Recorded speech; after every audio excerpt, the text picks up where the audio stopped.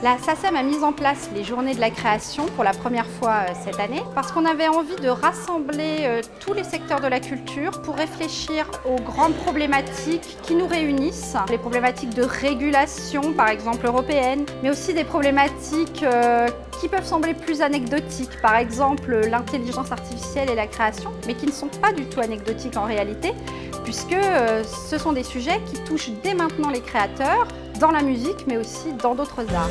Pour le droit d'auteur, est-ce que c'est légitime d'ouvrir la catégorie à une intelligence artificielle auteur? J'ai quelques sérieux doutes.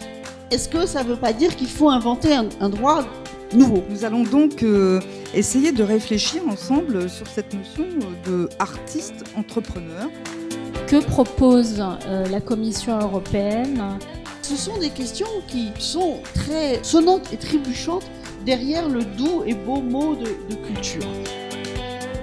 En étant accueillis ici par nos partenaires des Nuits de Fourvière, où on a tous pu se parler les uns les autres, échanger des idées, rebondir sur les sujets qui avaient été abordés lors des tables rondes. Et donc oui, je dirais les journées de la création, c'est vraiment cette envie de mélanger la réflexion, la pensée, la prospective et les rencontres pour, je dirais, poursuivre cette réflexion.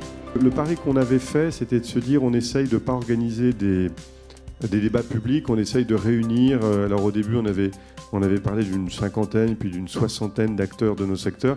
Puis finalement, on a été 120. La diversité des gens qui se sont unis à nous, je dois vous dire, me fait vraiment chaud au cœur parce qu'au fond, il y a quand même énormément de ponts, de passerelles entre tous les secteurs de la culture en France. C'est aussi ça qu'on voulait essayer de tester dans cette première expérience des journées de la création.